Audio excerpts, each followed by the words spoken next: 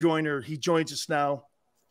Seth, am I wrong when I say, let me ask you flat out, do you think you could play for Jonathan Gannon? No, not the way I was wired. Hell no.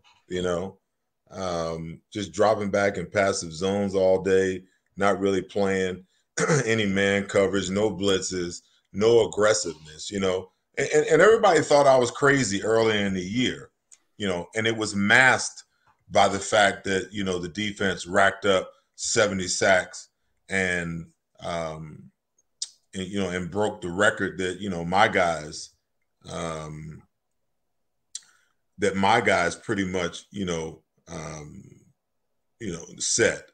But, I just feel like, the football is an aggressive game. And there's nothing passive about it. Nothing good comes from, a passive-minded, a passive-natured, coordinator, coach, or head coach, in that regards. I think everything that you do has to be of an aggressive, mindset. And like I said, I took a lot of flack early in the year because they just kept getting better and better and better, But I will tell you, I'll tell you this, Dan. The Eagles, when they went into Super Bowl 57, they scored the same amount of runs, the same amount of points as the 49ers. They were tied in the NFL, 28.7 points per game, okay? The Kansas City Chiefs don't really have this huge, this great defense. But what they do have is they have a couple of playmakers that play well. They got an aggressive defensive coordinator, and they got an offense that scores a lot of freaking points. Dan, you know how easy it is to play defense when you know that your offense is going to go out there and give you 28 points per game. And most of the time you're playing from ahead. So that leads to the understanding that of why this defense put up so many sacks this year, because they were playing from a position of being ahead. Now, you get to the Super Bowl, and all of a sudden that changes.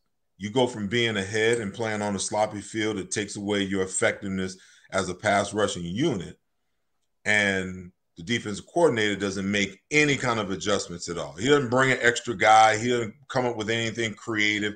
He doesn't do anything different. He keeps doing what he's doing, and the game is getting away from him. You go from a 10-point lead to being down by 3 and then being down by 8, and your quarterback keeps bringing you back, and he keeps bringing you back. And when you need a play the most, you can't get it done because all year long, you've put your guys in a passive posture. And now when you ask them to be aggressive, you get down in the red zone, those 2 touchdown passes, you come with blitzes, and you got problems because you got guys that aren't used to doing it. They're afraid of the situation that they're in instead of being confident about it. And then you see the mistakes and the errors, And to a certain extent, I can understand why he's apprehensive about calling more blitzes, because every single time that they're in it, it blows up in his face. But if you don't have an aggressive posture from the 20 to the 20, you can't all of a sudden whip it up out of nowhere once you get in the red zone and think it's going to work. Seth, have the Eagles approached you about being the defensive coordinator of that football team? Oh, no. Oh, I said, and by the way, Seth, before you go on, I said you would be a horrible hire, and I said this reason why. Because you're going to want to be aggressive. You're going to want to work with Nick. And I think Howie runs the whole ship.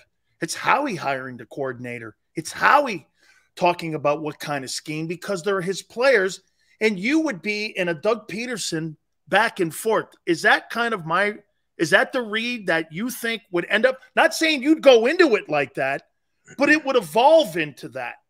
Is that fair? Well, listen, I don't believe that Howie Roseman hired Jonathan Gannon as a defense coordinator. Okay. I think that he was brought. Nick Sirianni liked him and he brought him along. Same way that Jonathan Gannon left and he took, the Rallis kid with him to be his defense coordinator. I think the same thing happened, with Jonathan Gannon coming here. And I don't know because, Dan, I'm pretty good at reading between the lines. I've been around football a long time, and I understand the coach speak. And when I hear a coach say something, I know what he's trying to say without outwardly saying it. You can read the room. Yeah. And there were some things. I mean, if you go back and you look at Nick Sirianni's press conference after the Super Bowl, he almost slipped up and said some things a couple of times, not in defense of Jonathan Gannon. Okay. So obviously there were some frustrations there, but he was also, one of the guys who came out and was, a big Jonathan Gannon supporter and came after people who had things to say about Jonathan Gannon as a defensive coordinator. I get it. He's your guy. But at the end of the day, you have to take a look at it, and I go back. I keep going back right before the bye week. And Jonathan Gannon, the city was just ripping him, for being so passive. And Nick Sirianni came out and said, listen, Jonathan and I, we talk. And, what I do is I'm looking at the situation. We're up. And if we're up, I kind of let him know that I want to be a little more passive. We don't need to take any chances. Okay. Now, when I look at the great defenses and the great offenses in the league, they don't take their foot off the pedal to the 2-minute mark and they got you down by 20 or 30. Okay. There's no way they can come back then. But many, many times throughout this season, you saw the team get a lead early because they were very explosive in the beginning of the year in the second quarter. They had problems scoring points, in the second half, but they beat the hell out of people in the second quarter, and now they got a lead. And instead of maintaining being aggressive and trying to blow the scoreboard up like Kansas City and like Buffalo, they called the dogs off. And there's a lot of games that turn into games that didn't necessarily have to be games. So Nick Sirianni defended him. And I don't know whether he was defending him because he was his guy or whether he was defending him because that's the sort of defense that he wants implemented on his team. And if that's the case, it doesn't matter because I see him, interviewing the DB coach from Michigan and, another DB coach from the college ranks. And it's like, what the hell are we doing? All the good vetted guys who could step into that job, okay?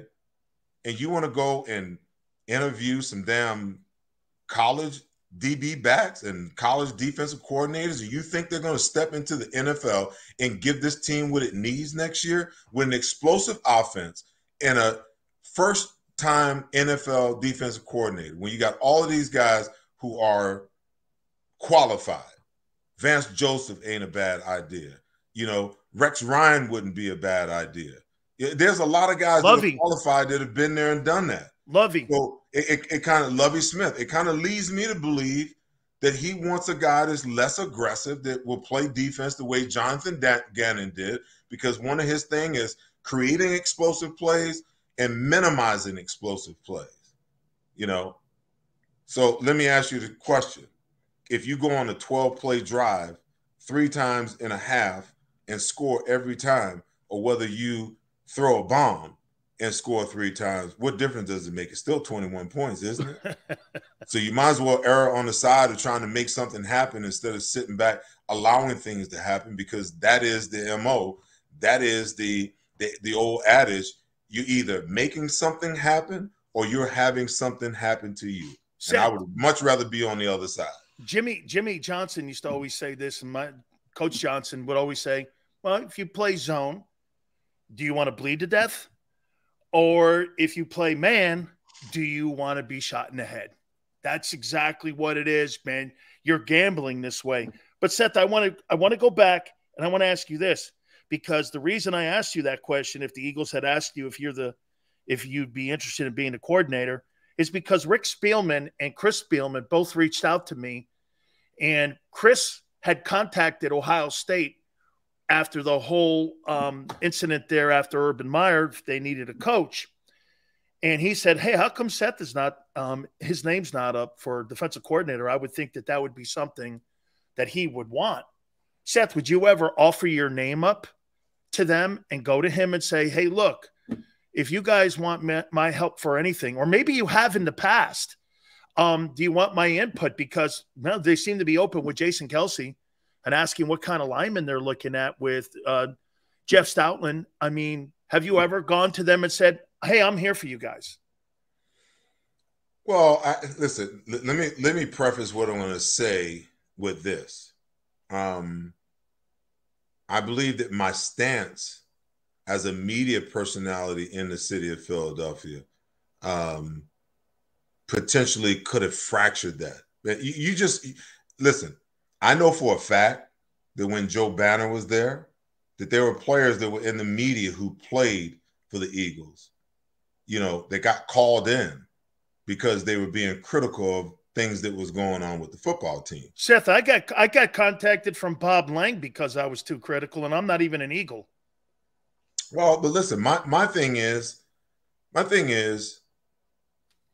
don't have any ill will against the Eagles organization. Of course not. Listen, I'm one of their Hall of Fame players. I don't know how many there are, but I know there aren't that many. You know, I want the Eagles to win. I want them to win as many games as they can win, and I want them to win as many championships as they can win.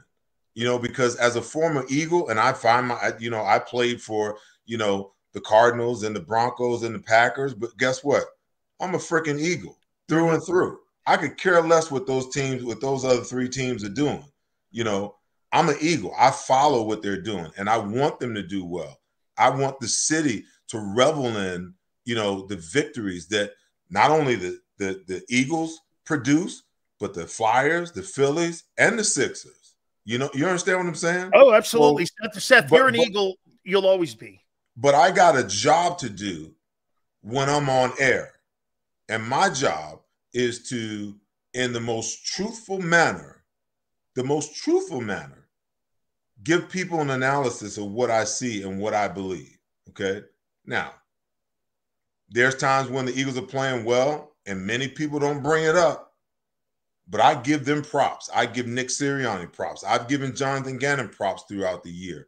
I've given Howie Roseman props because guess what? He deserves it. But when the team was floundering, in between 2017 Super Bowl and the time that they fired Doug, they deserve criticism. Of course. And if you deserve criticism, it is what it is.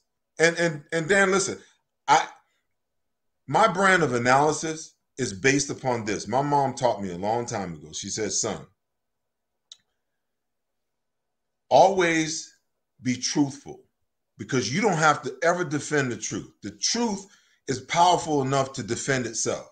She said, if you tell a lie, guess what? You got to defend it. You got to tell 10 more lies to cover the first one. And you're always in a position of trying to defend a lie. But what I say is my truth, okay? And if I'm wrong, I'm man enough to get on TV and say, hey, guys, guess what? I got it wrong, okay? I did it with Doug Peterson. When Doug Peterson was hired, I'm like, that's the worst hire that you could ever make. And then when Mike Lombardi said what he said about him and the way the players came to his defense, I was like, well, maybe I'm missing something. Let me step back and look at this from a different perspective. Because if those guys are following him and they believe in him, well, maybe I'm not in the locker room. Maybe I'm missing something. They believe in it, and they believed in him enough for him to lead them to a Super Bowl championship, okay? But when I am analyzing the game of football, I'm analyzing it from my truth. And I would be less than the analyst that I am, and I wouldn't be true to myself if I did it any other way. So I'm not going to bite my tongue. I'm not going to bite my tongue to pacify the Eagles organization. The truth is the truth. And when they're playing well, I give them props. When they're not playing well or I see things that I don't agree with, it's my job. I'm hired. I'm paid to to do that. You know, Seth, you and I think we look at it the same way, maybe different takes. And I say this. Someone goes like this to me, Sills, you're flip-flopping. I'm going, no, I'm not flip-flopping. I'm going to tell you why. The performance of the players predicates my analysis or my take. If they're sucking at the beginning of the year and they're 2-5 and they make a transformation by handing the play calling off to someone else and they get better, it behooves me not to go, hey, they've made some improvements. They're getting better. Jalen's gotten better from point A to point Z where he is now. It's set. The old school way is to be set in your take or your analysis. I think what you and I do, we look at it going, hey, man, my analysis is going to be all formed around how the team plays. They're playing great. Great. Kudos to all. It's great. But when we start to see something wobble, I think that's the problem that we have. And again, I think we get to the same place, just different takes sometimes. And I don't think people can take that because you and I get this. I don't wake up in the morning going, hey, I think I'm going to shit on this guy or I think I'm going to shit on that guy. That's not what I do, man. I've never done that for the 35 years that I've been doing this. One last thing on the defense. What type of coordinator can you hire when you don't know what's coming back yet? I mean, your cornerback play, watch this. So you got a 32-year-old guy in Slate's making $18 million. This guy CJ made $826 last year, $826,000. He's projected to get $14.4.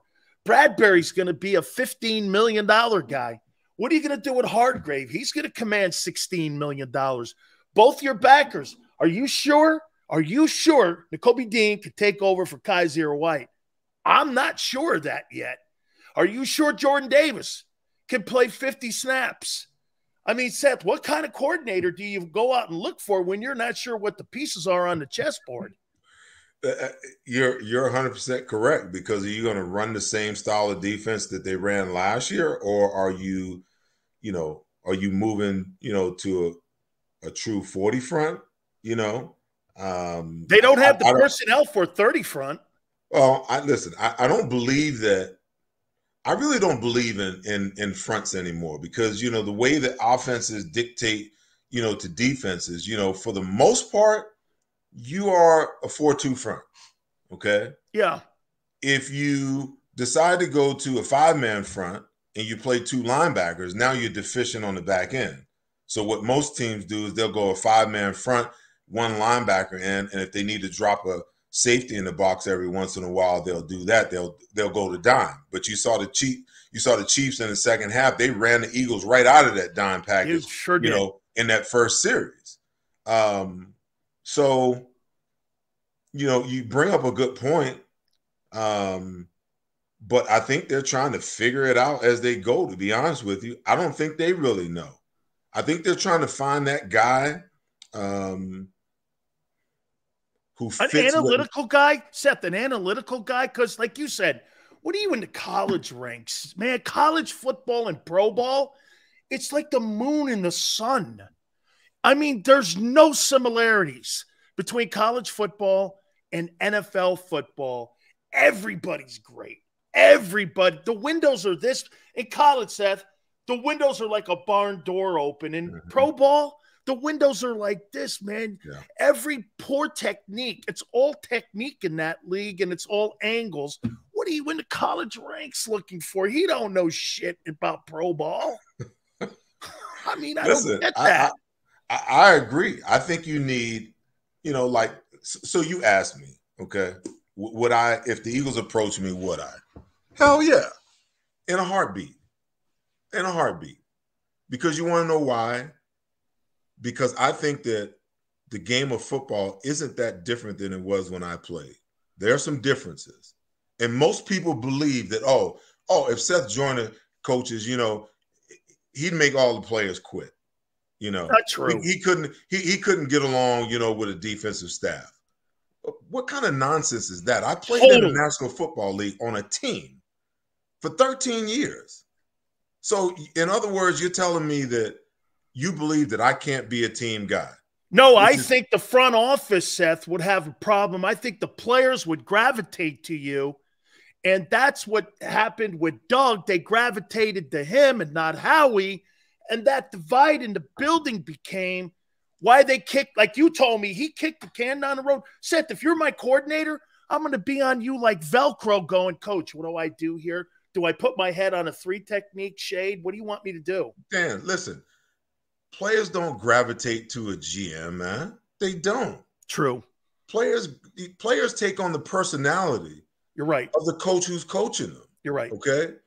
And let me say this. Let me say this about the belief that, and I'm all for, a bit of emotional intelligence. Chip Kelly was a straight up, a-hole. When your players don't like you as a coach, then they're not going to go to war for you. That's right. Okay. So you have to exhibit and show some emotional intelligence. You want to know your players, and you want your players. And I think that Nick Sirianni does a fantastic job of that. But I don't know a single player, a single great player that doesn't want to be coached hard if they really want to be great.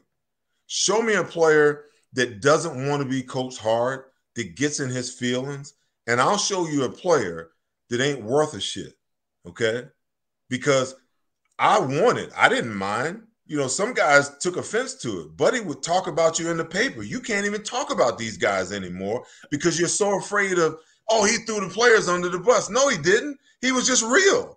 The guy didn't get it done. When he plays well and you give him kudos, it's okay to give him kudos. But when he plays like shit, you're supposed to just like glaze it over. You're supposed to put, chocolate frosting on it. No, he played like shit. And he needs to be held accountable to the fact that he played like shit.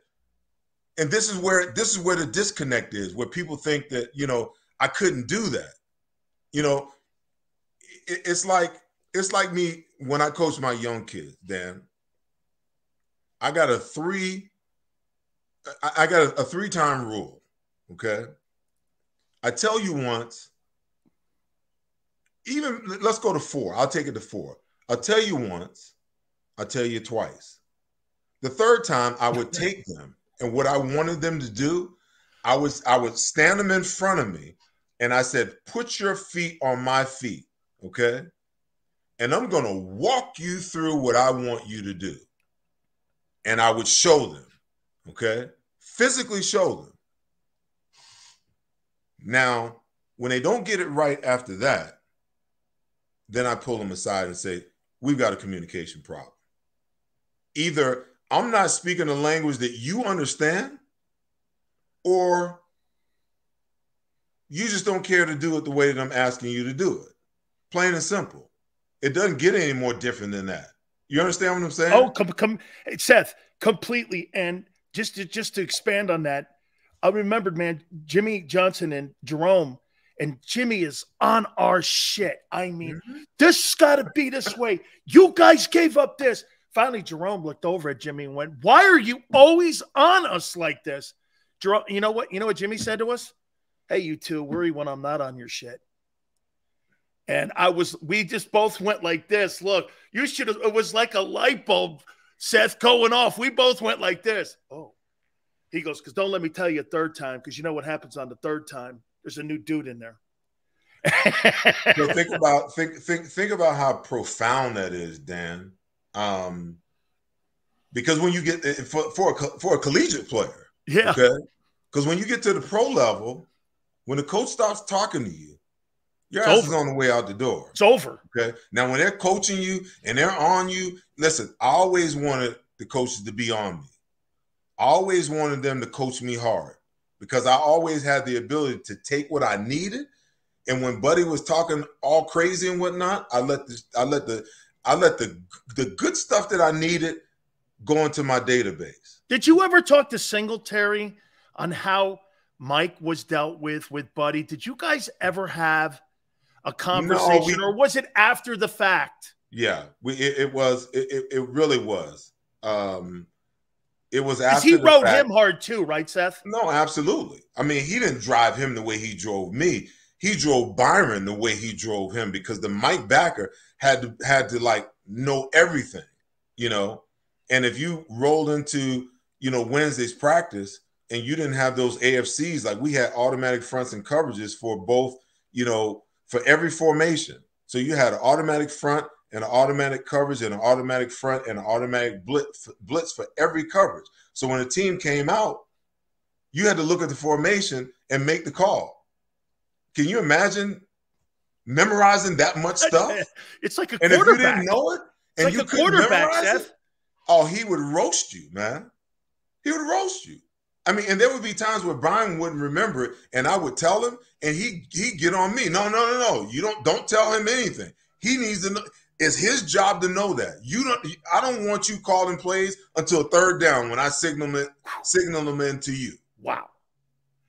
So there's nothing wrong. If a player wants to be great, then he's not going to mind you critiquing him. He's not going to mind you riding him. It's the guys that don't want to be critiqued are the ones that worry me, because they're not willing to pay the price. And they're not willing to look at themselves in a way and say, guess what? I screwed up, coach. I got it wrong. I did it wrong. I'm not going to pass the buck. I'm not going to put the blame on somebody else. It was me. Now, coach, tell me what it is that I have to do to get better. If I don't have players that have that mindset, then how can you as a team be great? How can you be good? Because I'm going to give you everything I got. The same way that I played the game and the same way that I prepared for the game, I'm going to give you everything that I got. I'm going to give you a toolbox as a linebacker to be able to step out on that field, okay, and use these tools to help you get from point A to point B, to help you decipher what you're seeing, okay? Now it's up to you to use those tools to be the best player that you can be. Well, before we get to something I know we're going to disagree on with Jalen, last thing I want to say to you here. If the Eagles came to you, you'd be open-minded to want to become the defensive coordinator of the Eagles. By the way, if you're interviewing a college guy, I would think it would be an insult, Seth, not to come to you next and at least have a conversation just out of respect, because if you're open for it, why wouldn't – I mean, I see Ken Dorsey's now the offensive coordinator up in Buffalo. I see other guys getting opportunities. Look at Ryans. He hasn't been in the league that long, and I'm not taking anything away from him. I like what he did in San Francisco, but he's no different than you, Seth. You can walk into that position the same way he walked into that position and be the coordinator of the Philadelphia Eagles, and you would even have connections on assistant coaches that you could recommend to people in the league that could help in the D-line. Not taking anything away from Tracy, but you'd be open to it. Listen, I'm always open to, the conversation and, whatever it is that, makes an organization, call one guy. Like I see these ex-players that are being hired all over the place. Is it because, maybe I've never, formally coached in the National Football League? I went through the internship program in Buffalo with Rex. There's a lot that goes into it. I get it. Okay. But I think a defensive coordinator is only as good as the coaches that he has around him and the players that the GM gives him. Okay. If you give me enough weapons, okay, I got enough artillery to put them in the gun or in the barrel and fire them. Okay. No matter what it is. I mean, there are things that are in my mind. There are things that are in my mind from back when I played with Buddy. Like when I see teams come out, in 3 or 4 tight end sets and teams stay regular people, it drives me insane. It drives me insane.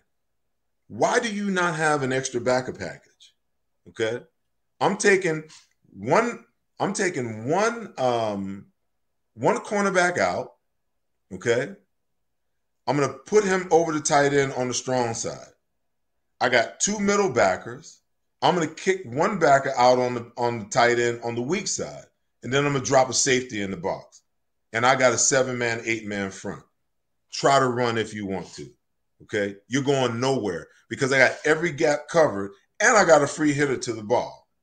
And I'm not worrying about tight ends beating me because I got one corner on your best tight end. I got another safety on the other tight end, and both backers are going to jam the tight ends outside in to make sure that when they release, okay, we got coverage. So come on and try to run the ball. But teams will line up under man all day long and get their asses handed to them, get the ball ran straight up there behind and wonder why they couldn't. And I'm like, it's simple. You know, I mean, all of that stuff is right here. And I got the playbook. And I still got the playbook. I got all of that stuff. That's great. Okay? I can take you from a 5-man front to a 4-man front while the quarterback is in a snap count, screw up the entire blocking scheme. Wait a minute, Seth, you got Buddy Ryan's playbook? Then not only do I have it sitting over here on my bookshelf, only do I have it sitting over here on my bookshelf, Jesus I got it in my head. There's not a defensive call that I still don't have in my head. I can get up on a whiteboard right now and draw it all up. Draw it all up. Well, you need to be in this conversation for the defensive coordinator's position, at least a conversation to hear you. I mean, I'm just saying, I mean, a college guy, Seth Joyner, I'm sorry, but my players are going to want to be coached by you. Now, we're going to get over to a topic that I think we're going to disagree on. I'm going to ask you something here about Jalen Hurts. Do you think Jalen Hurts can win a Super Bowl with a lesser talented roster?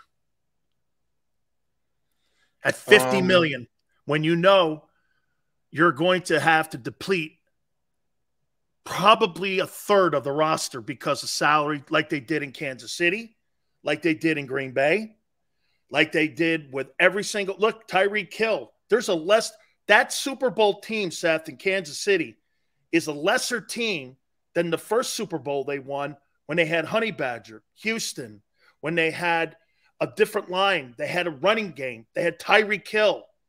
They had Jason Kelce. They had Travis Kelce and a bunch of dudes that beat that roster. And Andy Reid play calling. Do you think Jalen Hurts could take that team in Kansas City without Andy to a Super Bowl and win? I don't see it. So let me say this. Whether people that means you'd have to take AJ and Devontae and Miles Sanders and 2 O-linemen off that team, and Jalen would have to take that team to the Super Bowl because when you start paying the quarterback, Seth, and you know this, the league wants parity. You don't, and you can't, because guess what?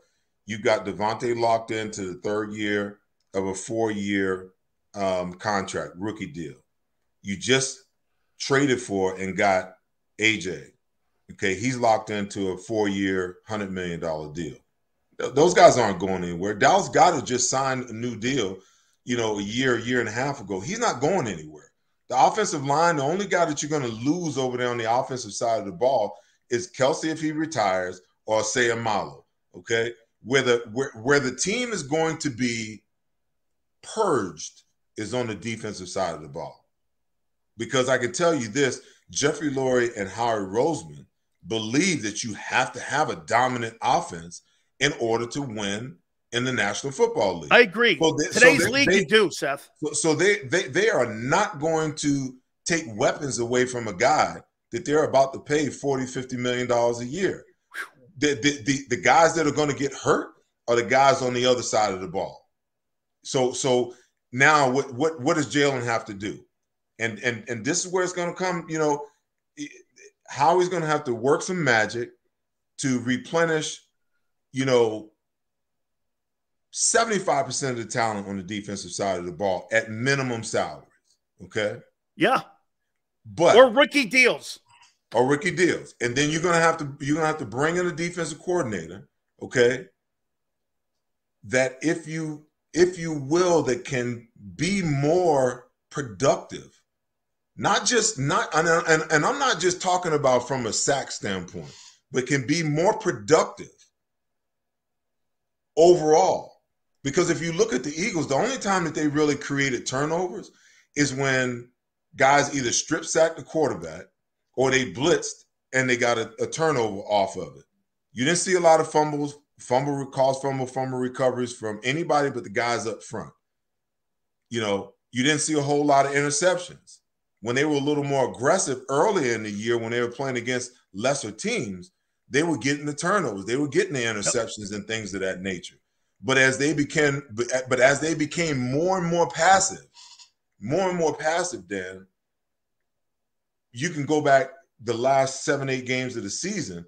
You didn't see a whole lot of interceptions. You didn't see a whole lot of, big plays. You just saw sacks and abundance. So what I'm saying is that the defense is going to have to be, more cognizant of how can we turn the ball over. You think more like Kansas City's defense, Seth? That's what it's going to have to look like, kind of like that a little bit, because they got Chris Jones, and get this, Seth, they got 2 rookies at the corner position.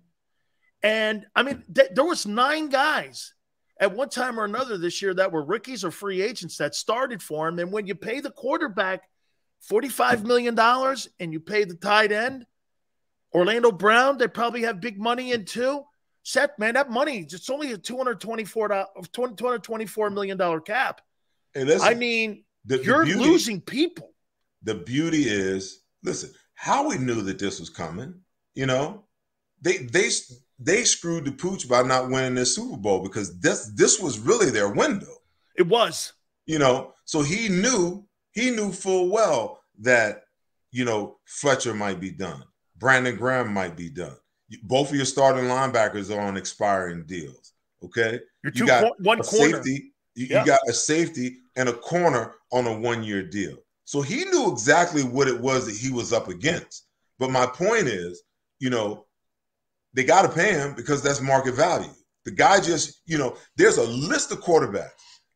I saw the list that you put up of all of those quarterbacks that they paid and how it blew up in their face. You want to know the difference between those guys and Jalen Hurts? Jalen Hurts got his team to the Super Bowl. Okay? He might not have won. It was no fault of his own. No. The guy played his ass off. No, he was spectacular. Okay? You couldn't have asked for him to do more. No, he was spectacular, Seth. He outplayed Patrick Mahomes in the Super Bowl. The defense let them down, So as long as the offense continues to look the way that they do, and you know what? He's going to be better next year. You want to know why? Because he is going into the third year of being in the offense for the first time since he was in high school. And I have a rule about players, okay? Give me 3 years with a player. Give me 3 years to develop him. You want to know why? Because barring any arrestment to his development, if he's on the field playing, okay, and he's on the field playing 3 years in a row, he gets an opportunity to see everything, to learn everything, and to react and to react and change to everything. Okay. Now, if he plays for 3 years, he's on the field, and you don't see the improvement after 3 years, it's highly likely he ain't going to improve. It's highly likely. Seth, but Jalen Hurts isn't that guy. Jalen Hurts is going to continue to get better. And as he continues to get better, if they figure out a replacement for Quez Watkins that can really stretch the field, so Devin Allen, they signed him, right? Yep. Why did they sign him? For speed. But he hadn't played football in like 3-4 years. So they've been working with him. If they can put him in Quez's position and he can be what Quez couldn't be, you know how explosive that damn offense is going to be? So the offense is going to have to score more points, and the defense is going to have to figure out a way to be 75% better, or at least 75% of what they was this year. They don't need 70 sacks. They need more turnovers. Here's the comparison that I'm making with the development of Jalen if you pay him. Go back and let's just say the ceiling is Russell Wilson, early Seattle. He was spectacular, but he was on a rookie deal and a 3rd-round deal, kind of like Jalen was on this 2nd-round deal. They could pay the Cam Chancellors. They could pay the Michael Bennett's, the Richard Shermans. That defense was loaded. When they started paying them, they had the Marshawn Lynch's. When they started paying them, what happened? The center goes to New Orleans. They lose a tackle. Bennett's out. They lose Sherman. They lose Cam Chancellor. they start losing all those players. And the best it ever got for Russell Wilson was on his rookie deal. My contention to you is if you pay him 50, Seth, last year is the best it's ever going to be for him. Because that defense is never going to have the kind of playmakers because of money, because of the salary cap, Seth. It's never going to be what it was this past season. Well, listen, the salary cap is going to continue to go up. You know, the salary cap is jumping, you know, what, 12 to it went 16 million this year. $16 million. So that helps. It did. Then you got these expiring contracts that will help. You know, at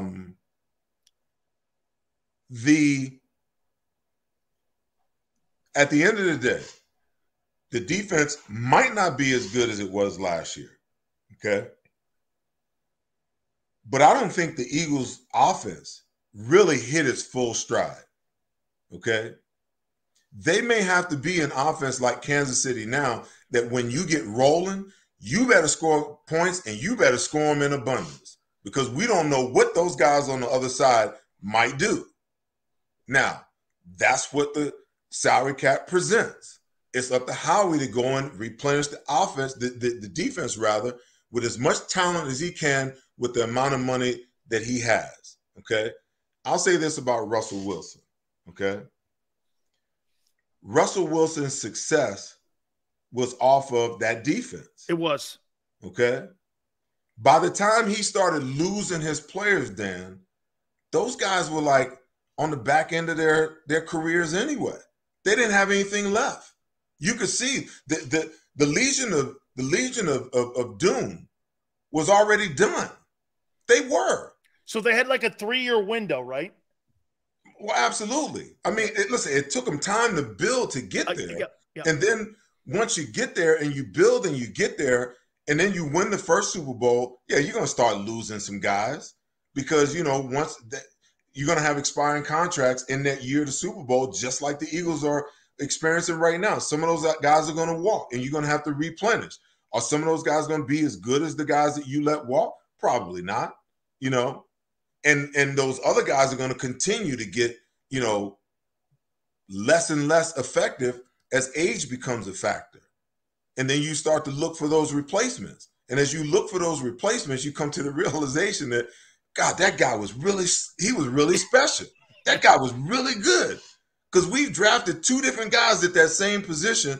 And if you roll the 2 of them up together, they're still half of what he is. That linebacker was great that they had on that team.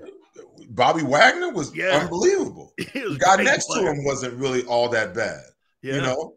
But when they started to deteriorate and the guy next to him left, you know, how many linebackers have they drafted to try to fit in with him? True. And then they finally got to a place where it was like, okay, we need to pull this money off the table. It's time for us to let him go. He leaves and he goes to the Rams, you know? And that's just a move that you have to make. That is the cycle of teams, you know. But while you got this young quarterback who's going into his 4th year, and you got all of this talent around him, I'm telling you, they are not going to take resources from him. The resources are going to be taken from the defensive side of the ball, and that's why I say you better go and get a defensive coordinator who knows what the hell he's doing. Because you go and you bring in somebody from the college ranks, you know, that's learning on the go. The offense is going to score 35, but the defense is going to turn around and give up 45. Yeah. Hey, Seth, last question here for you. The problem that, and again, I said this to people, I don't care if you pay Jalen Hurts $50 million a year. My problem is that there's no history, Seth, of dual threat quarterbacks with high ceiling. I mean, all these guys get hurt. Shit, Hurts has been hurt the last 2 years. You're going to miss games. Look at Lamar, Kyler Murray, RG3. There's a plethora and a list of even Michael Vick played 1 year, Seth, in his 16 years when he was on the field, the full 16 games. So when you're talking these long-term deals for a dual threat guy, there's no history that shows these guys last. Why should the Eagles get into a 7-year contract with a player? Tony Dungy was on yesterday and says it's risky putting that out there and putting 7 years and a signing bonus wrapped around that. What's your stance on that? Listen, Dan, no football player, including quarterbacks, are immune from being hurt. Okay, you can't mitigate that. The era of the pocket quarterback is just about dead. Okay, Tom Brady is retiring.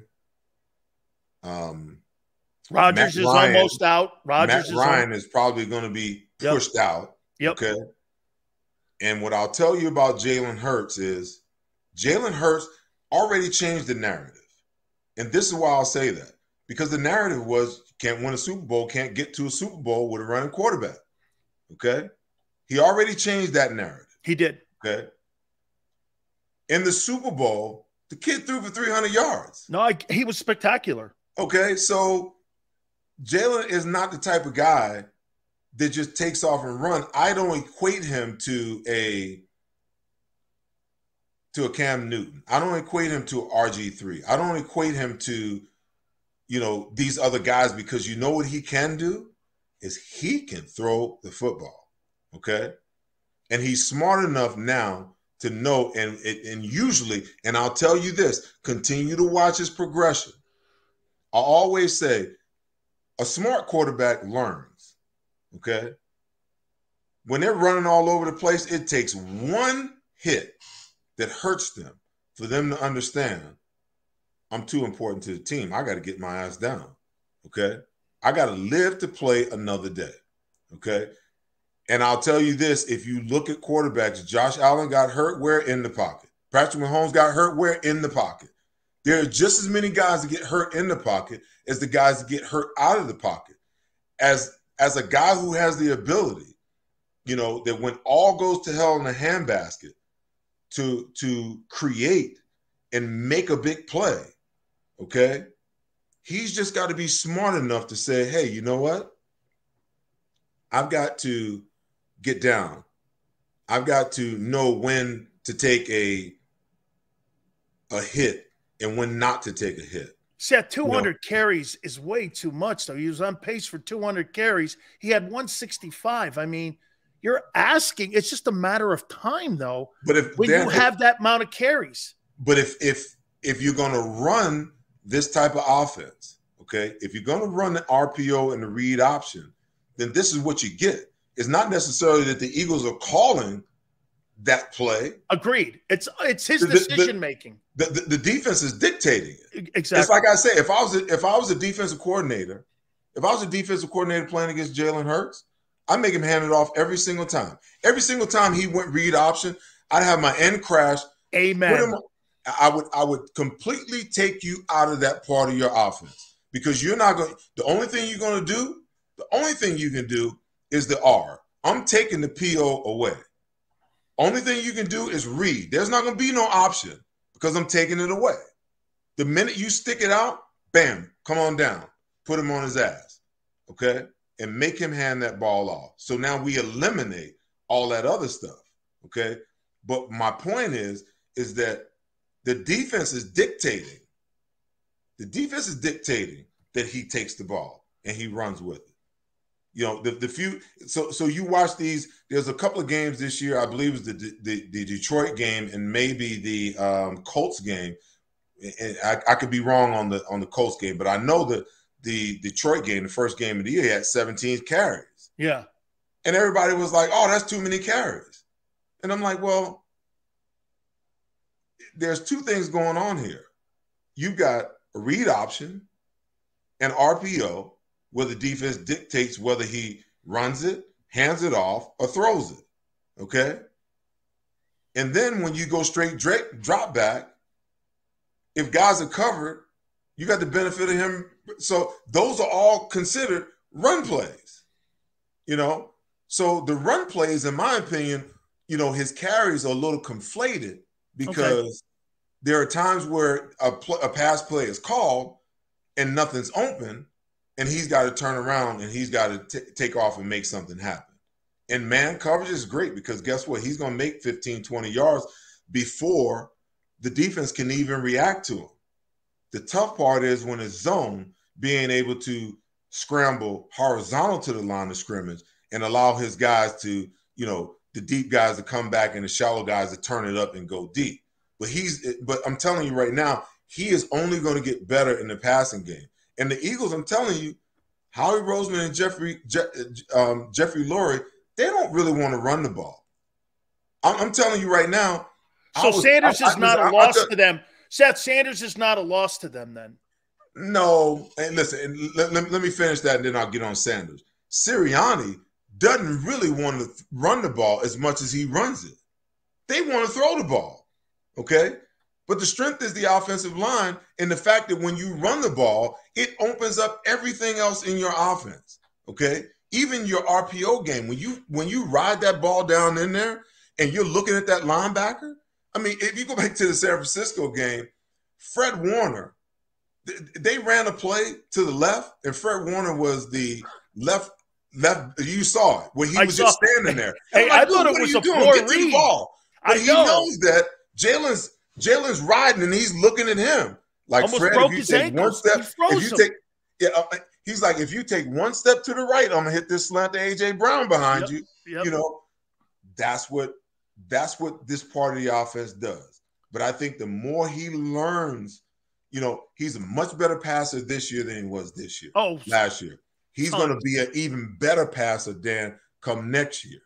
Okay? He's going to be able to get up to the line of scrimmage even more and be like, check, check, check, because he's getting what he wants to see and he's understanding what he wants to see. And now, he can be a more prolific passer of the football, which means that, hey, maybe he doesn't have to throw as much. He don't have to run as much as he did this year. But listen, I put it in our comments when we were going back and forth on Twitter about it. I said, Dan, and this is what I say to people, because the first thing that I hear is, the Eagles need to see if they can get him at a hometown discount. And I'm like, second round draft pick. Yeah, he's already at a hometown discount. Exactly. Okay. So then my question is, if I was Jalen Hurts or I was Jalen Hurts' dad, okay, would I consider taking a hometown discount when everybody else is getting paid? No way. Hell no, I'm not taking a discount. Okay. I just got done in my third year taking a team to the Super Bowl when everybody else thought that it was my year to prove that I could even be a quarterback in the National Football League. I took my team to the Super Bowl and did enough for us to win. The defense let us down, okay? So why should I take less when everybody else is getting paid? And a lot of guys on that list, Josh Allen, Justin Herbert, there's a lot of guys on that list. Derek Carr. Yeah. They haven't even come close to getting to a Super Bowl. Kirk Cousins. So you mean to tell me that my worth isn't at least more than what those guys are? My point, Seth, was that those deals don't work, but one.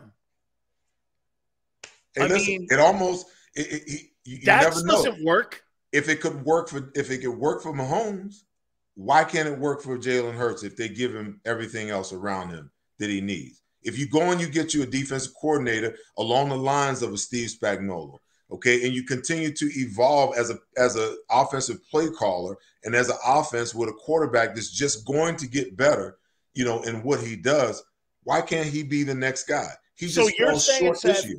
Keep that offense. Don't do what they did to Deshaun Watson by getting rid of DeAndre Hopkins and sending him to Arizona. Keep these pieces around him for his development. And if there's going to be some suffering, tell me if I'm wrong here, the suffering will be on defense, but you got to have a coordinator on that side of the ball that's going to be like a Dan Quinn that can put pieces together instead of having to go out and get Sue and Joseph. You got to have a schematically smart coordinator instead of a plug-and-play coordinator like Gannon. Is that fair? No doubt about it. No doubt about it. He's got to have an idea about what he wants to do defensively and how he wants to stress offenses. See, offenses are always trying to stress defenses. They stress you with personnel. They stress you with, with coverage breakers, they stress you in a myriad of different ways. They stress you with all this motion and shifting. And that's really designed to play tricks on your eyes because you don't believe what you see. You know, but what a good coach does is say, okay, here are your keys. Read your keys. Your keys never lie to you. There's maybe 5% of the time that they'll pull everybody left and hand the ball off right. The Eagles do it. I seen Miles Sanders do it this year, you know, and they do that to screw with you. But if my guys are studying film the way that they need to, okay, then you can vet out those anomalies offensively, okay, in film study and preparation. But 9 times out of 10, 90% of the time, the offensive linemen are telling you what the play is. They tell you whether it's run or pass. They tell you whether, you know, whether the ball's going right or left. They give you all that information. You just got to have coaches who understand how to give that information to the guys so the guys know what they're looking at. I saw TJ Edwards in the game, and I saw him in the Super Bowl, Dan. They're in a 5-man front, okay? Play side, he's A-gap. Front side, A-gap. Anything away from play side, he's a free hitter to the ball. They don't have enough blockers to block him. They snap the ball, and all of a sudden, because they are trained to read the running back, if you can believe that, because he's looking in the backfield, he can't see the running back. False step. So guess what he does? Now you're in a position where you got to guess, okay? He would have been better off guessing on the error of, you know, strong side, the play side A-gap, and then coming back. Right. But what he did is he guessed back here, and they got gashed on the other side, you know? And listen, he guessed right, and all the offensive linemen were moving left. Just because the running back stepped right. The quarterback and the running back are the greatest liars on the offensive side of the ball, and you got coaches that are teaching these guys to read the running back. Are you freaking kidding me? Read your technique, right, Seth? The old school guys tell you this. The ball lies to you every play. Read your technique in front of you. It will always take you to the ball. The ball takes you away from the play. And if you know that, like you said, Seth, you can cheat. If you ever want to cheat to the wide side and play side. You got the sideline on this side. If I make a false step, I can get back there to that other side because I have the sideline. That's coordinator talking to you, Seth, like yourself going, hey, if you're going to error on a side, error on the wide side of the field, okay? Because you can always make it up coming back because you got another defender on this side of the ball. Seth, last question for you, I swear here. If you're Jalen Hurts, and I started to show up by saying this, Daniel Jones made Jalen Hurts yesterday $10 million because if you're going to pay that guy, Seth, $35 to $40 million, what are you going to pay? Jalen just sat back and he made himself $10 million doing shit, right? And I'm like, okay, do you wait for the process with Herbert, Burrow to do you wait for those guys to kind of set the market? Lamar Jackson, I would say too. Or do you want to get to the table as quick as you can to help the roster out? And maybe that's kind of the hometown cooking. You get to the plate first so that the roster can get set and how he can start working his magic. What do you think how this plays out? Hey, listen, there's a couple of different train of thoughts. You know, the first train of thought is, like you said, you know, get your money. You know, The minute you sign that contract, you know, you're going to get a big bonus. If that means something to you, then that's what you do. Jalen Hurts doesn't seem like that type of kid to me. And then there's, okay, let's look at the value, okay? Because if you're going to give this guy a 6-7 year deal, okay, you don't want your deal to be obsolete in year 3 where everybody else behind you is so far ahead of you money-wise and you're just killing it. Look at Mahomes. He's already under market value. He's at 42 now. Hey, listen, but Mahomes is fine because he's going to get all $500 million of those dollars and then some. Nobody's worried. He's in a category all by himself because when the team says, hey, we're going to give you $500 million over 10 years. Okay. I'm in. Come on. No one's worried about that. But when you see these quarterbacks jockeying for position and everybody's trying to figure out why, because they know, like Jalen Hurts is eligible. They don't have to re-sign him, but they're going to re-sign him because that's the right thing to do.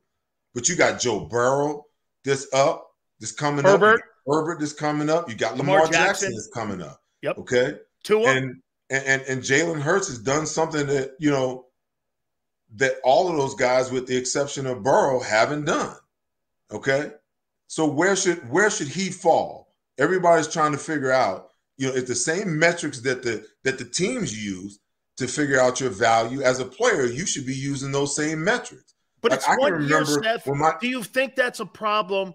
Because after Wentz, everyone was sold on Wentz, Seth, that he was the future of the team. So much so they gave him the extension. Are you concerned? I agree with you. I think he's going to get better too. But 1 big year, do you give him? Is it worth $50 million because of 1 year and the team accomplishment of getting to the Super Bowl? What's the metric on that? Listen, he's not Carson Wentz in any way, shape, fashion, or form. Okay? Then why'd they give him the extension? They gave it to him because he was a second-round overall pick. They moved up to draft him. He showed that, you know, he had MVP material and DNA inside of him, you know. And I think the worst thing that happened to Carson Wentz was Nick Foles. And quite honestly, it was Nick Foles. Nick Foles takes over the team. The majority of the team is in love with Nick Foles. Nick Foles not only takes the team to the Super Bowl after Carson got in position, but he wins the Super Bowl and he wins the MVP. The city of Philadelphia hadn't had a Super Bowl in the modern Super Bowl era, 57 years. And all of a sudden, he's the darling, not Carson Wentz, Nick Foles. Okay? So then what happens? Carson comes back the next year, okay? Nick gets off to a rough start. The team is 1-3, fresh off a Super Bowl win. And Carson's chomping at the bit. He wants to get back in because he sees his opportunity to reassume his rightful position. And that was his rightful position. They drafted him to be the guy for the next 10, 12 years, okay? And I said right then and there, I said, Carson's coming back too early. Okay? He's coming back too early. He's not ready. Because it's one thing to get physically healed. It's another thing to get mentally or psychologically healed.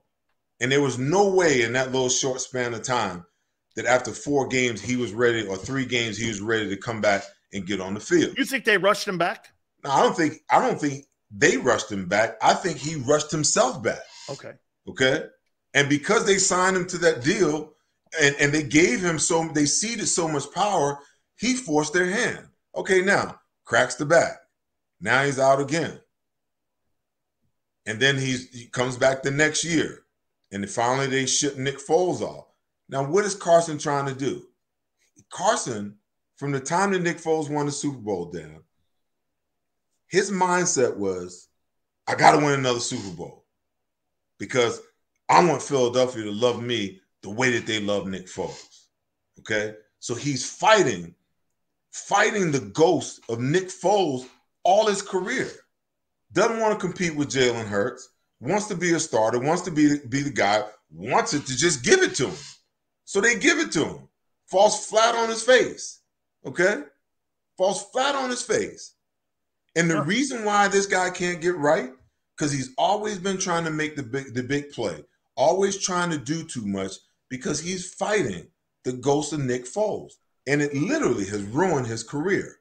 That's not Jalen Hurts. Jalen Hurts has a completely different DNA. The guy says all the right things. He does all the right things. He acts all the right ways. You know, he's a leader of men, you know, and that's what drove Carson insane when they brought him in, because he could see that. He could see that Jalen possessed those leadership skills that he didn't. that those guys would follow him, and there were guys that didn't like the way that he went about his business and would not follow him. So I have no reservations. This is where it's going. What the NFL really needs to do, Dan, is they need to create a separate cap just for the quarterbacks, and a cap for the rest of the players. And that way teams can stay in a position where, you know, they can remain competitive even after you pay the quarterbacks, you know. But I mean, I don't know, you know, to watch these salaries, I'm happy these guys get paid. No, it's not these guys, Seth. It's the quarterbacks. And to me, I would like the quarterbacks to do this for me and you, Seth. I would like this. Hey, I love that the quarterbacks are getting all this guaranteed money, but when are the offensive linemen, the D tackles, the cornerbacks? I mean, it's totally the award for MVP is now a quarterback. Hey, I get all that. I get they're the face of the franchise. They're the TV stars. But Seth, you never see a quarterback holding out anymore. You know why? They get the money. They get the years. They don't have to. They don't have to. Okay? And so what they do is, I think the salaries for the quarterbacks actually hurt the league and the players, the rest of the players. The wide receivers are kind of like an appendage to the quarterbacks, and that's why you're seeing that position. Seth, when you and I were growing up, those guys were seen and not heard coming across the field. Now, they're big mouth divas. There's no – look at the – do you know that the salary cap, Seth, for the franchise tag, the least position is running back. When you and I were in the game, the league was running back, and the quarterback kind of was the dude off the running back. If you didn't have Eric Dickerson, you didn't have anybody. And so you're looking around now and you're going, when are these quarterbacks going to stand up for the rest of the league and guaranteed contracts? Our union is so pathetic with that when it comes to standing up. And look, I like DeMar Smith. I mean, I like him, but he's pathetic, man, when it comes to the rest of the players. Dan, I don't like him. I don't like him. You want to know why I don't like him? Because he's in Goodell's pocket. He's sold the players out. He ain't Gene Upshaw. Never in the history of the National Football League has there ever been a 10-year collective bargaining agreement. Insane. It's really 11 if you really stop and think about it, because they signed it, you know, after year 9. Okay. And then 2 weeks later, the NFL turned around and signed all these TV deals and the Amazon deals. And it's like, do you realize how much money, how much you have set these players back by a 10-year collective bargaining agreement? And now he's talking about he wants to waltz off to the sunset and retire. Man, excuse me, fuck you, D. Smith, because you screwed these players. You left so much money on these players, on the table from these players. It makes no sense whatsoever. You know, and the only and listen, I give the NFL a lot of credit. They're either smarter than DeMaurice Smith, or they got DeMaurice Smith in their pocket. Smarter because they realize that, hey, okay, the players have to vote for any kind of collective bargaining agreement, right? Which is a sham anyway. So what are we going to do? We're going to give money to the lower third of the NFL because that's the majority of the players. And guess what? We're going to get enough votes for this 10-year collective bargaining agreement. Okay. And DeMaurice Smith co-signed it instead of saying, guys, wait a minute. We know that the TV contracts are up. We know that Amazon is about to sign a deal with the National Football League. We know that all of these gambling sites and the casinos are now in bed with the National Football League. That damn salary cap shouldn't be $220 million. It should be damn near $250 million. Then we ain't having a conversation about Jalen Hurts and his. How does the cap go down during the pandemic, but revenues go up? And the cap went down for the player salaries because, like you said, that cap should be 265 right now. It shouldn't be 224. So the NFL owners stuck it to us. Brady was the first to mention it. He goes, so wait a minute. Revenues are up across the board, and so are team values across the board. Why is salary cap going down? Dan, that's DeMar Smith. Let me tell you something. I understand the COVID year where it went down. But the year where they almost went on strike and the NFL was like, oh, we're losing money. We've got to pull some money back off the table. And I was like, is it me? Or is it just, everybody is just dumbasses, okay? The salary cap is based on overall revenues, a percentage of the overall revenues. Yeah. The revenues are going up. So all you got to do is look at the revenues. If the revenues go up, that means that the salary cap should go up. It's almost an impossibility for the revenues to go up and the salary cap to go down. But we got this dialogue going on between the players union and the NFL about how they're losing money. And I'm like, what is going on with y'all? Are you really that dense? Can you possibly be that stupid? Hey, Seth, I'm still waiting for my 1987 4 checks that they promised they would give us back. Boy, we're hey, Seth, you've been awesome, man. Thank you so much for doing this, brother. I mean, dude, I love our back and forth. And by the way, I'm gonna do it one more time. I'm gonna tell Tracy Rocker tonight, because Tracy was a former teammate of mine, and I'm gonna go, man, you guys got to give Seth Joyner a call. You got to give him a call. And he's not politicianing for it, but I am, because I know you'd make a great DC for that team. Because let me tell you this, now that you told me they're talking to the guy at Michigan, come on, dude, Michigan, who they beat? Purdue and Northwestern? Give me a break. Hey, Seth, listen, Purdue and Northwestern. Dan, I'll go a step further. If the circumstances are right, and Philadelphia is the only team that I might do this for, if the circumstances are right, I'll come in and be the linebackers coach. Wow.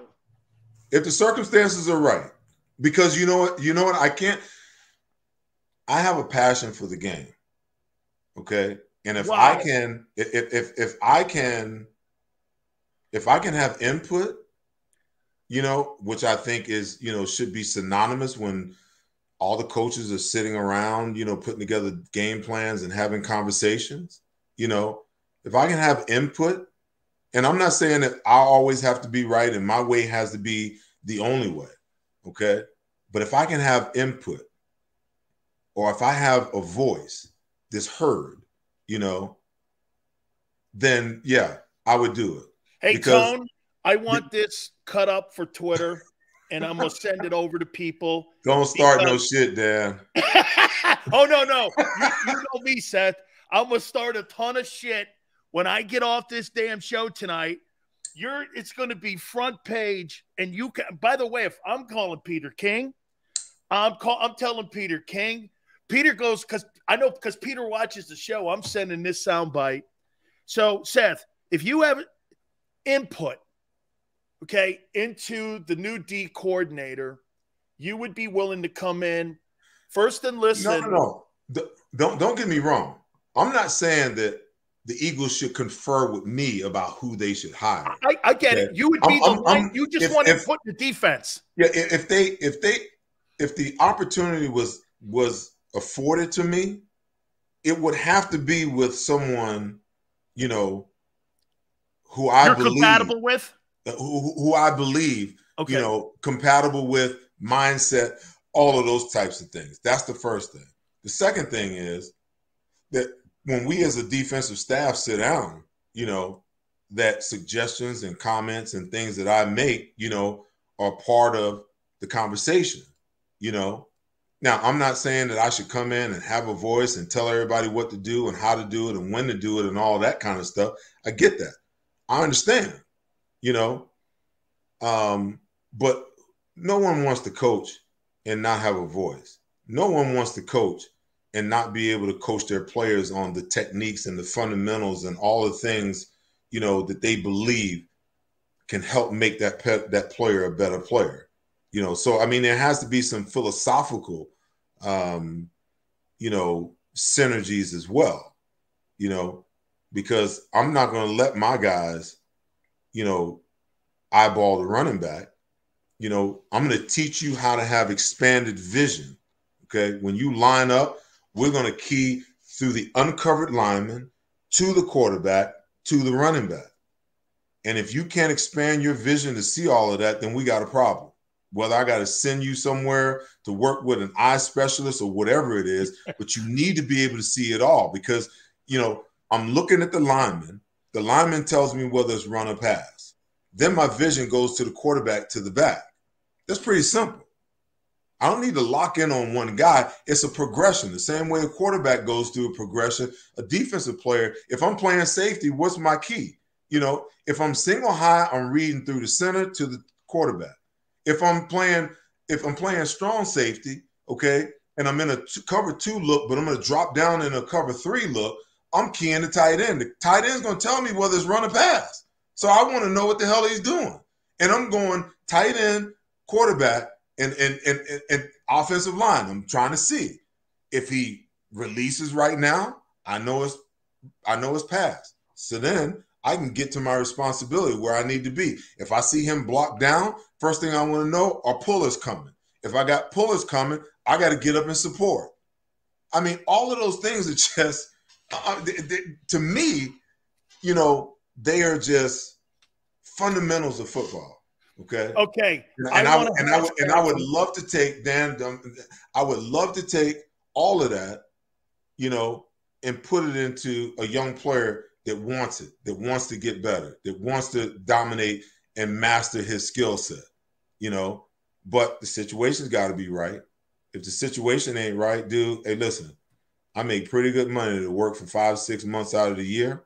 I get to come home, hang out with my kids, you know, get with my lovely lady. I play golf. We travel. I'm going to Europe in June for 2 or 3 weeks. Life is good, man. Life is good. People think that I don't smile. I'm smiling. My behind is smiling. My life is so good. Don't ever think for 1 second that Seth Joyner is miserable or that life ain't good for me. My life is so blessed, it's ridiculous, okay? It's ridiculous. I work 5-6 months out of the year and I live life in vacation. If I'm going to give all of that up, it better be for a good reason.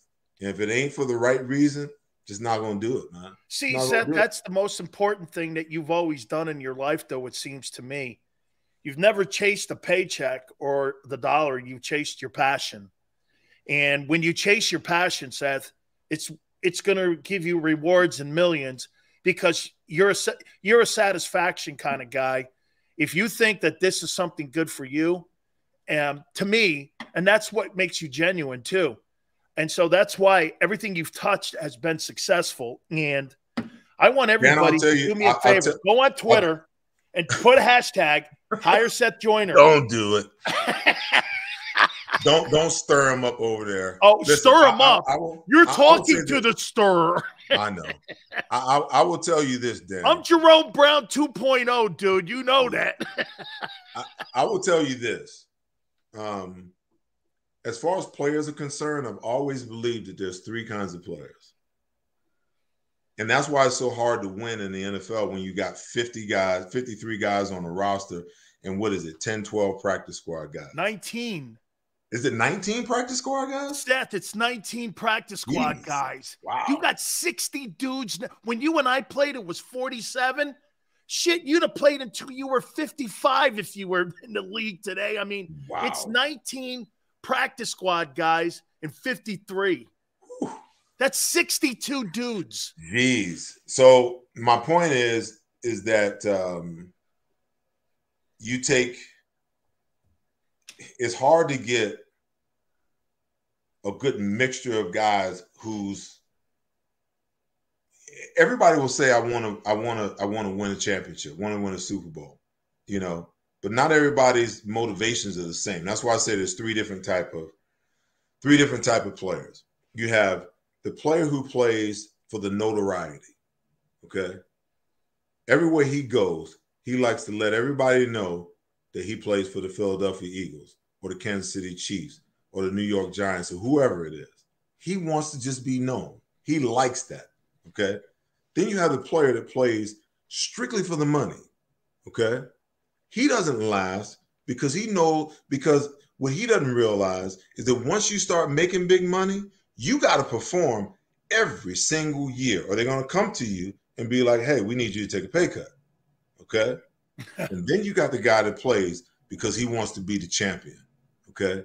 And he'll do whatever's necessary to be a champion. And he understands that when you become a champion, certain amount of guys are going to make plenty of money, okay? If your team can't pay you, there's another team out there that'll give you the bag. You understand what I'm saying? But the only thing he's concerned with is how to be the best version of himself and how to win a championship. Because if he wins a championship, he knows that certain percentage of the guys on the team who perform well over the year and in that Super Bowl, they're going to get paid. Now, the hard part is, how do you find more of those guys that play to be champions than you do the guy that plays for the money and the guys that plays for the notoriety? It's hard to do. It's really hard to do. And it's hard to vet them out because, you know, the whole process of how you evaluate players, they've gamed it.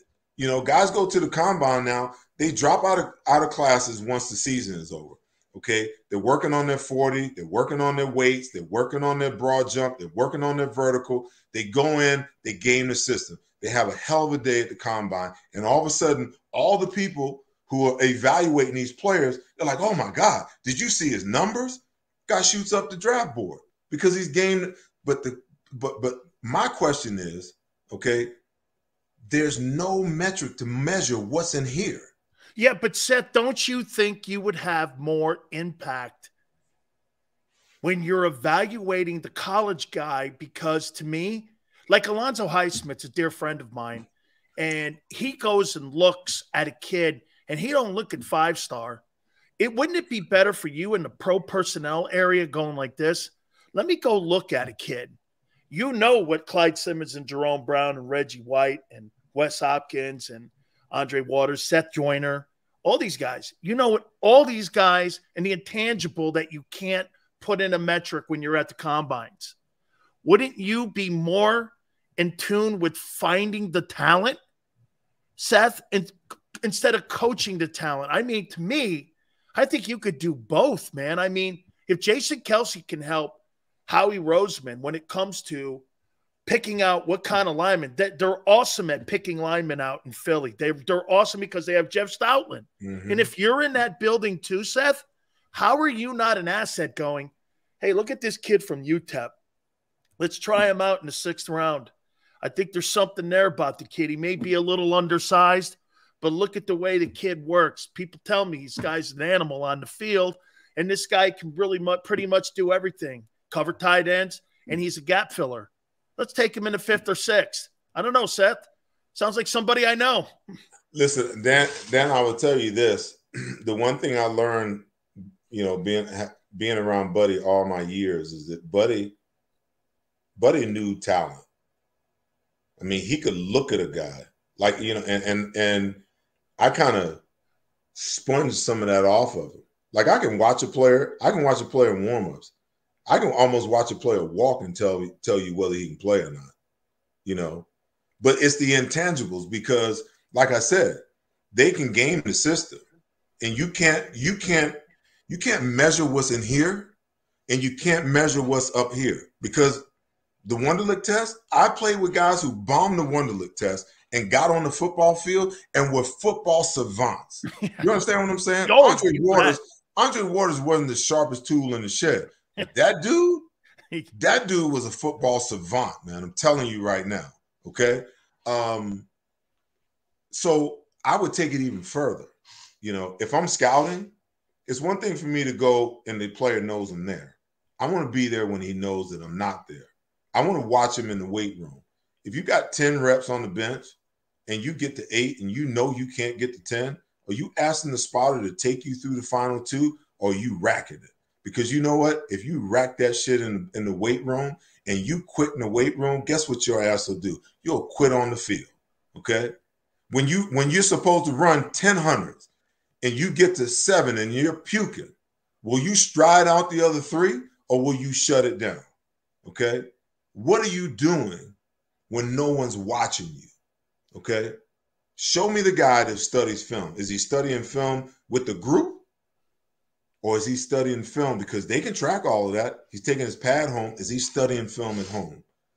You know, does he come in? Does he have questions? If I'm a linebacker coach, don't come in my room without a pen and a pad. Because on Friday, I'm gonna test your ass. You understand what I'm saying? Because there are some things that I'm gonna put on the board, and there's some things that we talk about that you need to commit to pen and paper. Because you want to know something? When you write it down and you look at it, and then you look at it repeatedly throughout the week, it becomes ingrained up here. But if if I'm doing everything on here and I'm just watching it, I'm just watching football. There's no data that's like being, this being, downloaded into my server. That's what football is, especially for defensive players, because offensive players, they know the snap count, they know the play, they know where it's going, they know what they're trying to accomplish. A defensive player is read and react. So if you can't anticipate, and I'm not saying guess, and there have been times where I guessed and I guessed wrong, and times where I guessed and I guessed right, but the times where I'm anticipating because I'm prepared, that's the difference.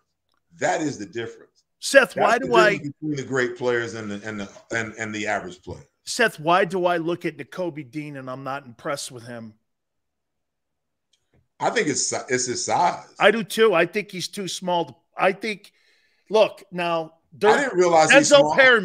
Denzel Perriman's a small dude too, and so was Sam Mills.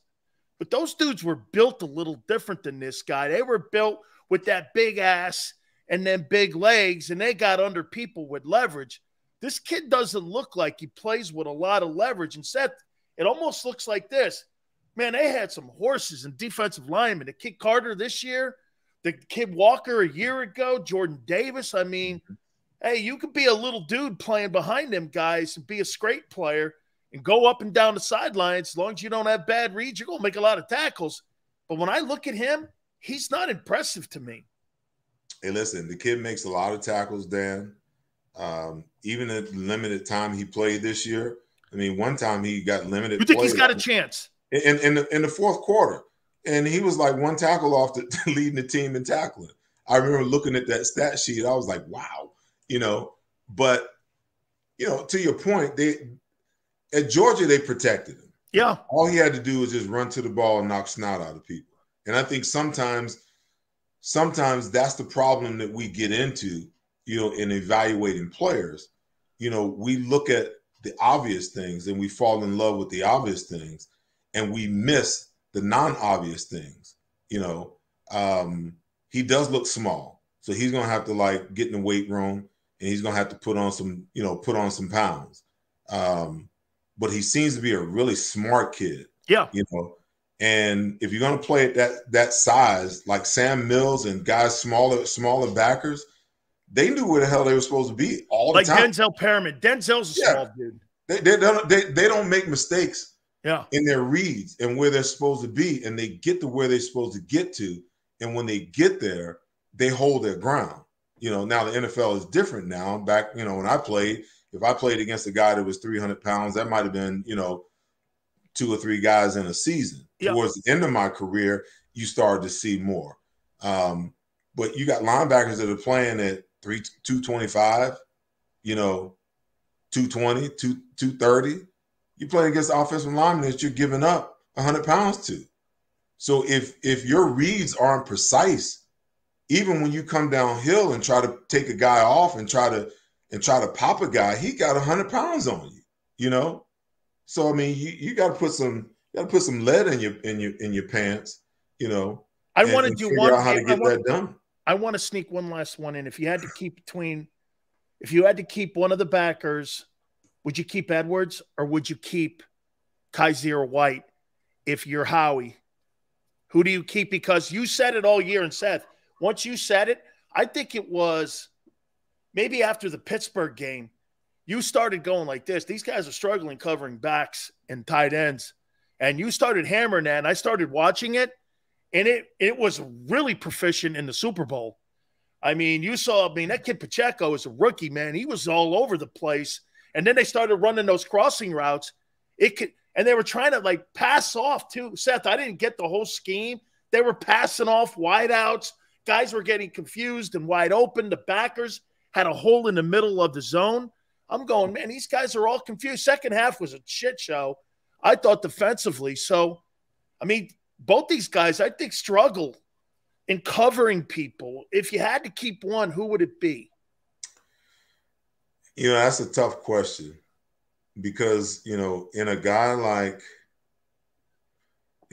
Kaiser White, when I watched him in the first preseason game he played, the way he read the quarterback and intercepted that ball, the way he looked in that game, that first series that he played, I was like, man, this dude right here, he's my preseason pick for the Pro Bowl. And he just faded. He got worn out. And the thing that perplexed me is when they did go to their dime package, they took him out and left, TJ Edwards in it. Now, TJ Edwards is a coverage liability. Yes. I mean, if I gave him, a down comforter, he couldn't cover himself, and it's no fault of his own because all the years he's been in the league, no one's taught him how to properly cover running backs and tight ends, so in a lot of ways, I don't fault these guys. I fault the guys who coached them that didn't give them the tools in their toolbox to actually be the player they need to be. Now, TJ sets the defense. He understands the defense. He's a tackling machine, okay? But Dan, answer me a question. If you took both of these linebackers' stats, they got a lot of tackles, but between them, I don't know that they have one interception, one sack, one caused fumble, one recovered fumble. I don't know that between the two, they played 20-plus games apiece. Oh, absolutely. They were non-factor in turnovers. So then my thing is, okay, TJ Edwards is a tackling machine. That's all fine and dandy. But in this day and age of a 4-2 front where you only play a maximum of 2 linebackers, unless they go 12 personnel and you can get away with another linebacker or they go multiple tight ends, you got to have at least one of those guys has to be a hellraiser. Yeah. He's got to be a guy that can do it all. Neither one of them can blitz. Neither one of them can cover man-to-man. So it limits how you can, what you can actually call as a defensive coordinator, okay? And if I got to pick one, I'm going to pick, TJ Edwards. Because the way Kazir White fell off at the end of the year, I mean, I was so disappointed in how he played because I really had high hopes for him. Yeah, last 4 games, Seth, it just seemed the season wore him out or something. He just all of a sudden he's making false steps. He was running behind the play. He was chasing. I mean, I thought he really ran out of gas at the end, and I think that had something to do with his stature. Hey, listen, man, I think that I said it twice. Could it have been the run defense too, Seth? The run defense wasn't that hot this year. They were 17th. True. But I think that when you look at listen, I say this.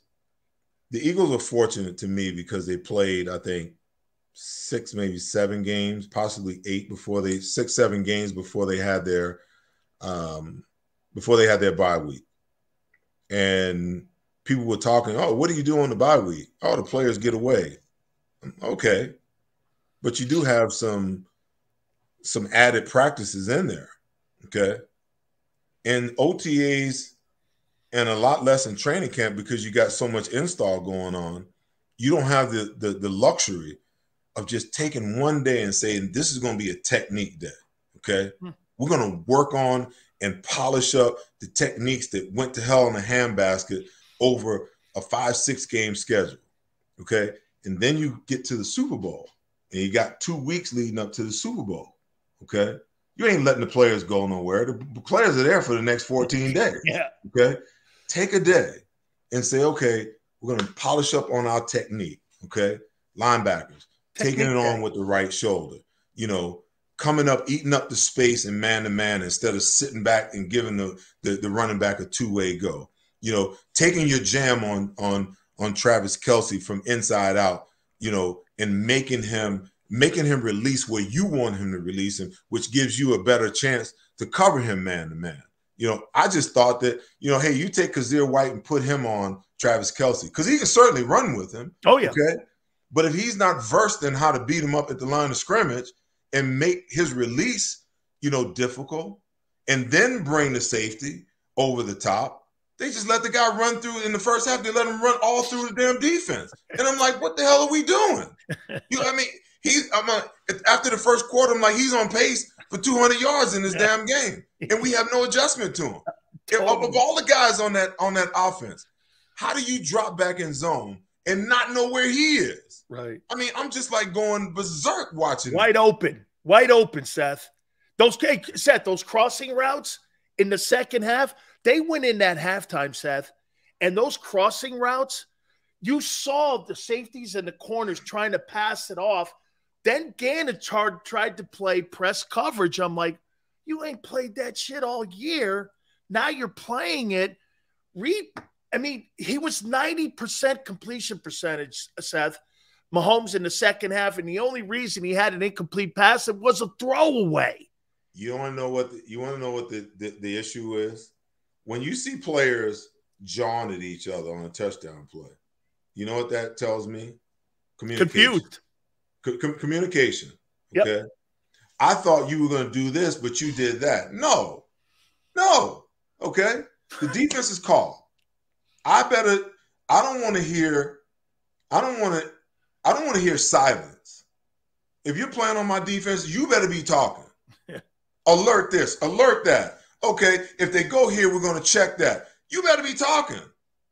Because once it happens, too late. The game is too fast. What am I anticipating? Okay, football is a numbers game. Okay, you can go 2 by 2, or you can go 3 by 1. Okay, some teams get so creative is that they'll motion the back out to the 4 receiver side. Okay, but the game comes down to numbers, Dan. They come down to numbers.